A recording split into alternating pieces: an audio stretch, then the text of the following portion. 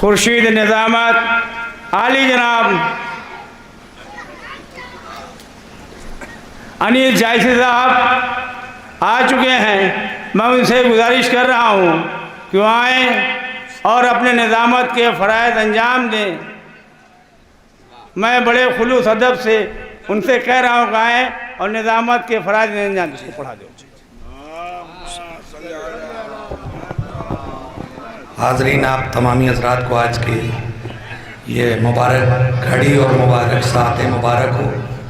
آپ تمامی حضرات کی زندگی میں یہ موقع بار بار آئیں. ہم سب کو یہ موقع فراہم ہو کہ ہم امام حسین کی مدح کر سکیں اور ان کے اس جشن میں ہمیشہ شریک ہو سکیں.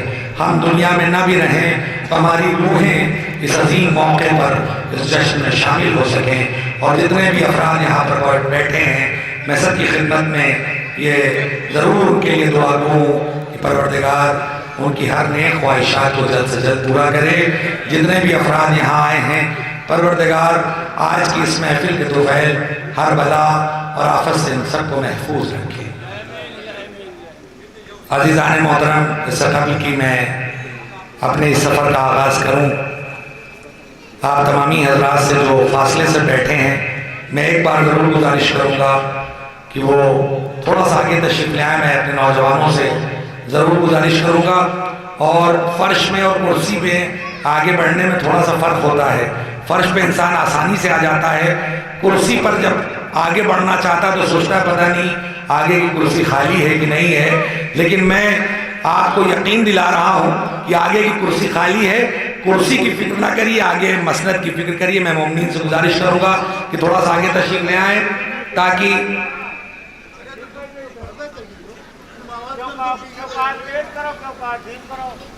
نہیں آج کی آواز آپ جیسے چاہیے ویسے کریے، کیونکہ آج کی آواز پوری کائنات میں گشت کرنی چاہیے. یہ ہماری ضرورت بھی ہے اور ہمارے آنے والی نسلوں کی بھی ضرورت ہے.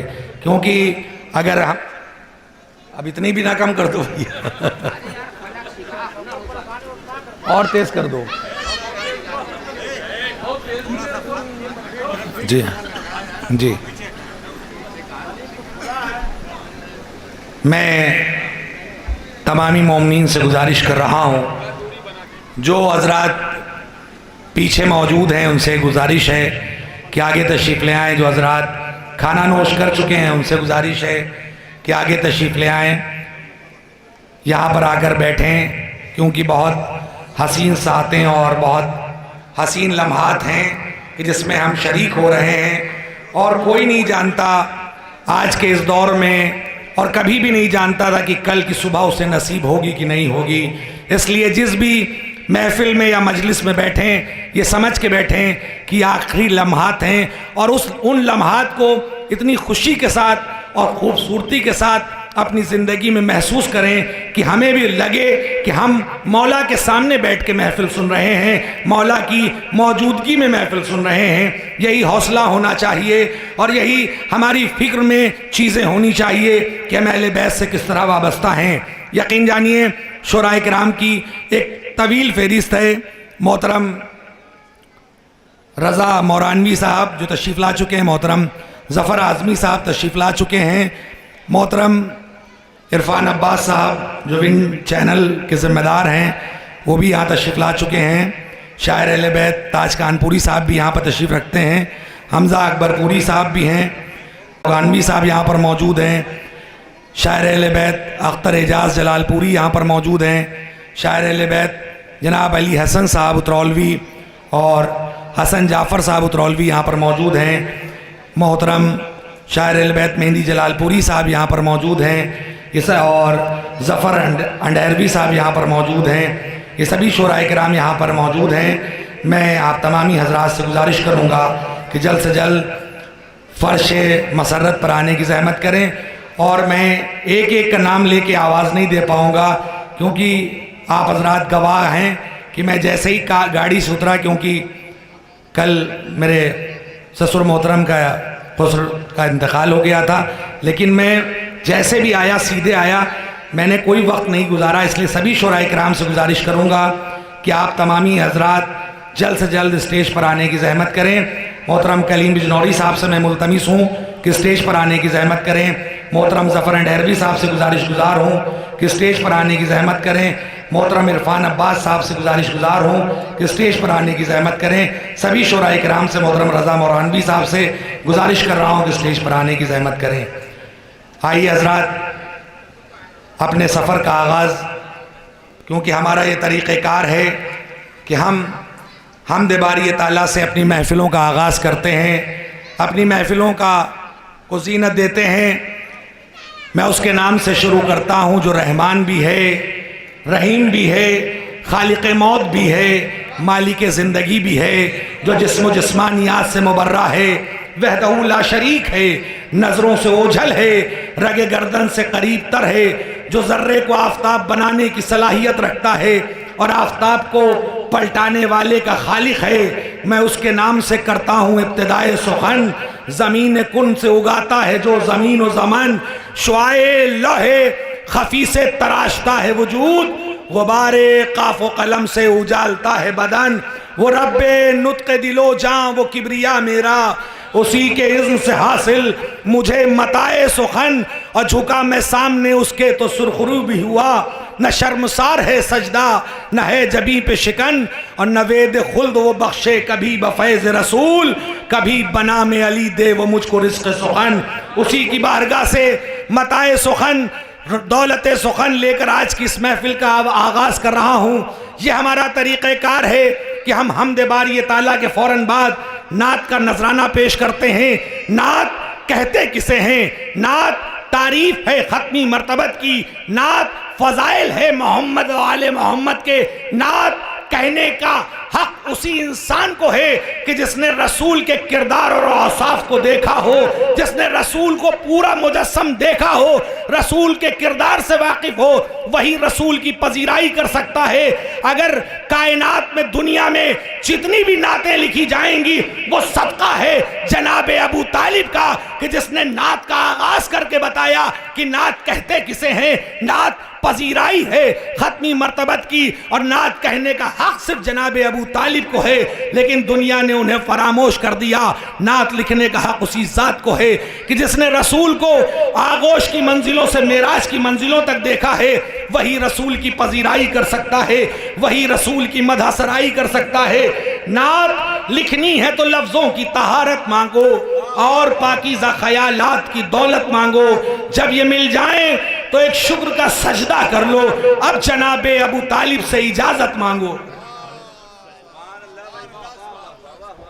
اسی کی ذات سے اجازت لے کر یہ دین مصطفیٰ ہے مٹایا نہ جائے گا، دنیا سے یہ چراغ بجھایا نہ جائے گا، اور ایسے رنگے ہیں ان کی غلامی کے رنگ میں، یہ رنگ اب کسی سے چھڑایا نہ جائے گا۔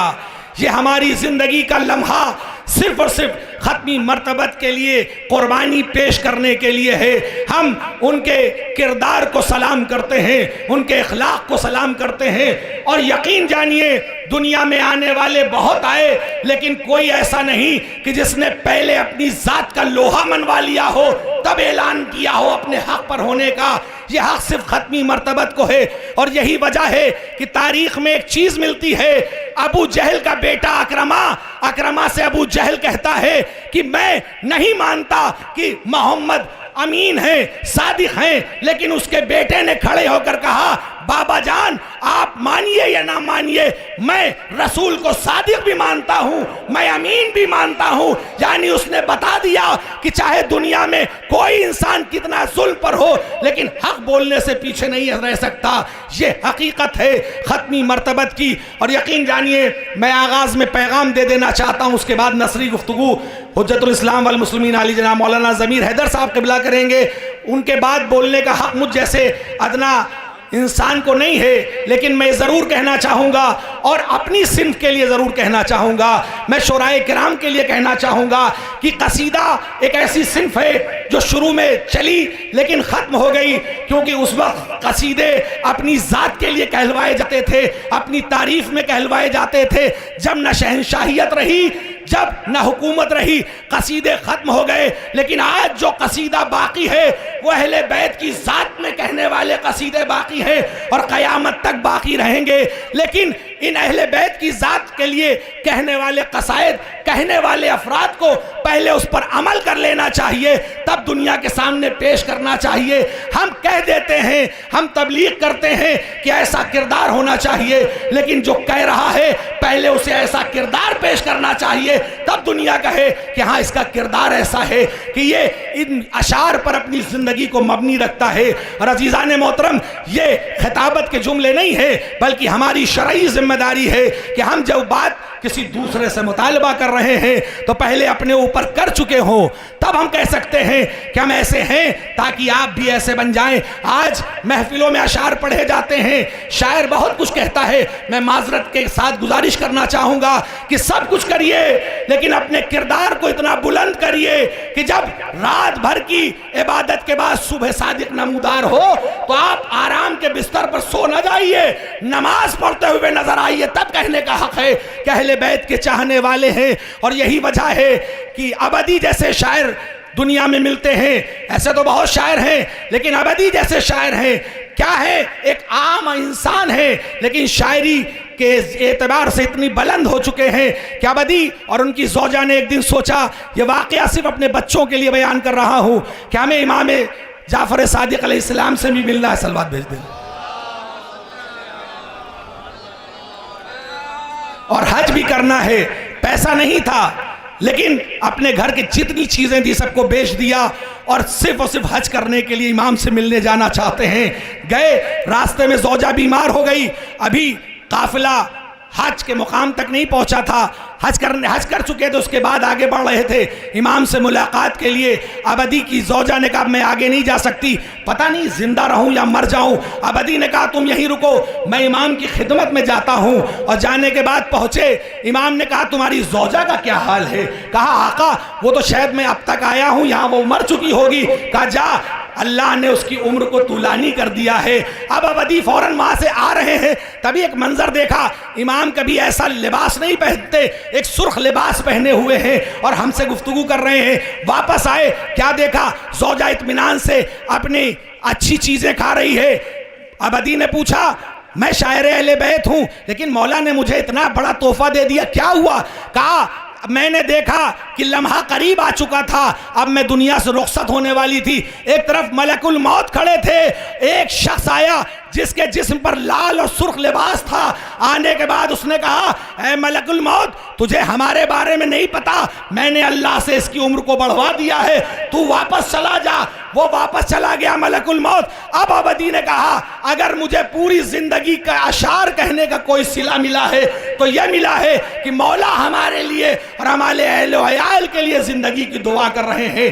یہ شرف ہے ایک شاعر کا، اگر وہ اپنے کردار کو اتنا محترم کر لے تو دنیا میں کوئی ایسی ذات نہیں جو اس کے مقابل آ سکتی ہے۔ لیکن وہی شاعر، وہی خطیب، وہی عالم دین اگر اپنے کردار کو گرا لے تو اس سے بھی کوئی پست نہیں ہو سکتا۔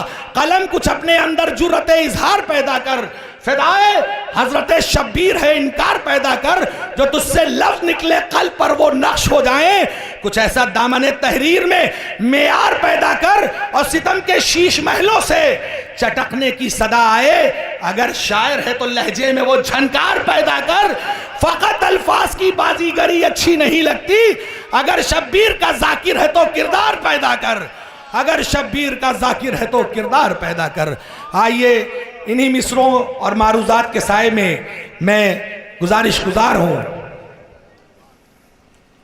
محترم محمد مہندی جلال پوری صاحب سے کہ آئیں اختر اعجاز صاحب کے فرزند ارجمند ہیں اور پہلی بار ہمارے اس دیار محبت میں تشریف لائے ہیں، میں ان کا